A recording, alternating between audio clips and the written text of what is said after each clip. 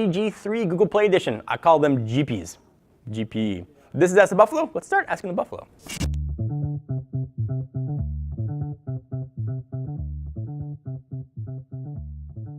First question comes from our good friend at TechMob Reviews, who asks at John4Lakers. Hey John, hi. What are your thoughts on Google's self-driving car? So I've got a couple thoughts on it. First, it is super ugly, like really, really ugly. I mean, we're not talking like some original Mini Cooper kind of styling. We're just talking like just ugly cars. So here's the deal with the self-driving car. We've seen self-driving cars from Google that have been based on the Prius, based on the Lexus RX. This one is totally new. And the weird thing about it, it does not have a steering wheel and it doesn't have a gas and brake pedal, which is really weird. So taking the human totally out of the equation. Previous self-driving cars, you could take control of the wheel if you saw it doing something strange. You'd be like, no car, don't hit the pedestrians. But now that is not there anymore. So before you freak out, know that it's got a top speed of 25 miles per hour, so you're not gonna be going on the freeway with it. It's got a 200-degree range of view that it can see, and it's relying totally on sensors. And I get it. I know this is coming. I know this is the future of driving, whether we like it or not. So I'm not gonna be like the old Codger guy who's like, no self-driving cars. We can't have them. Back in my day, we had to put our hands on the steering wheel and push the gas pedal. So listen, I know it's coming, but it still freaks me out that I don't have the option to turn the wheel if I see something wrong happening. This is for the people that just want to hop in their car, take a nap, and wake up at work, which is very weird. But I know with paradigm shifts, there are always going to be people that are going to resist it. So we're looking at the future. Like it or not, this is the future of cars. And I guess some days when I'm tired, I'm excited about it, but some days it makes me really, really nervous. But the plus side of this, and this is a giant plus side, something like this becomes standard, you can say goodbye to traffic. If you think about it, traffic doesn't make any sense. There's a set amount of road, if cars keep moving on it and going off and getting off the freeway and changing lanes forever. Traffic should always be moving. It's the people that cause problems, people that slow down, people that look left or right. So if it gets rid of traffic, I'm willing to let go of the steering wheel. Have you ever had to drive from to LA or drive LA traffic or traffic, whatever big city you live in? It is really bad and it sucks. So I've said this before, I've said it again. Don't be a Ron. Ron sits in traffic. So if you are for self-driving cars, you cannot be a Ron, and it's coming. What do you guys think? Are you for it, not for it? I'd love to hear your thoughts on it.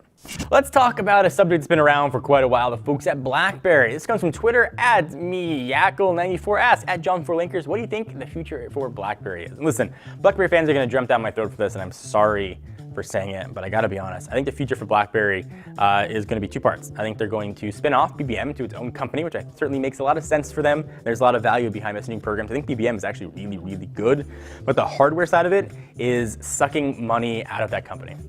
So from a business standpoint, you take all of your emotions about like loving BlackBerry and loving BB10 and the new BB10 can run Android apps. I know all that stuff. It is a losing proposition for BlackBerry. They've just missed the market. I would say that they are parts that makes the hardware can be sold off for patents and parts, and it's sort of a very sad thing to say. I was a big BlackBerry fan, and I still am.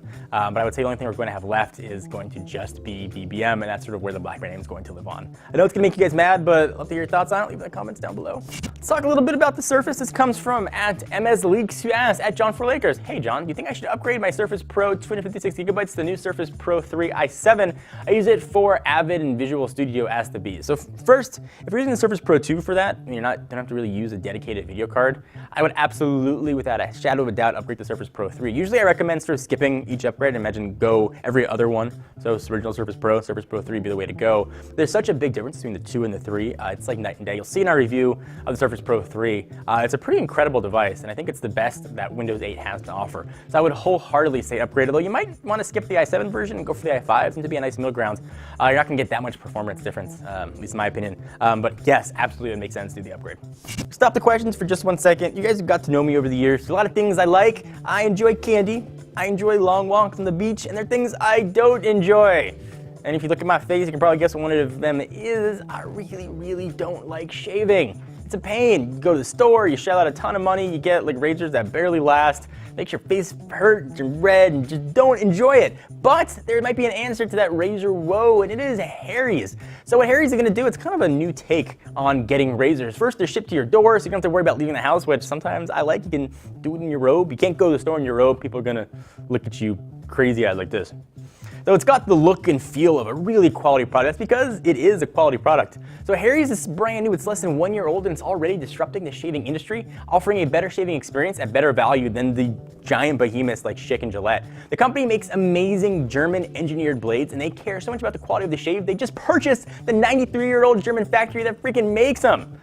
So if you want to check out Harry's and make your life easier for you and save a ton of money, go to harrys.com, use promo code TECHNO, and save $5 off your first purchase. $15 is getting you a set that includes a handle, 3 blades, shave cream, and shipped right to your door. They're even going to offer a custom engraving option to engrave your initials on your razor, so everybody's going to know it's going to be yours. So if your wife or girlfriend wants to use your razor in the shower to shave things that maybe you don't want her using the razor that goes on your face for, you can be like, no, it's got my initials on it. Don't use that. So go ahead and check out the folks at Harry's. Next question comes from Adnoyello, who asked at John4Lakers, any rumors of an LG G3 Google Play Edition? Nope.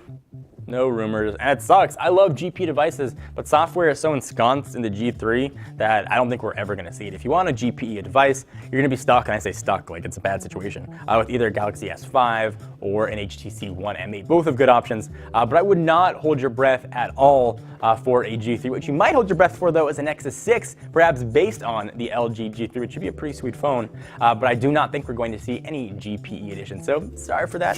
Thank you guys for watching the episode of Ask the Buffalo. I hope you enjoyed. Until next time, I'm John Renner from Techno Buffalo. If you want a question to be featured on an upcoming episode of the show every Tuesday, put a call for questions up on technobuffalo.com. You can just leave them in the comments or send it to me on Twitter at John4Lakers or at Techno Buffalo. Ask your question. Just use the hashtag AskTheBee. I'm the bee. Sometimes people call me a bee. And it sucks, but I get used to it. But anyway, thank you guys, and I'll see you in the next video. Bye-bye.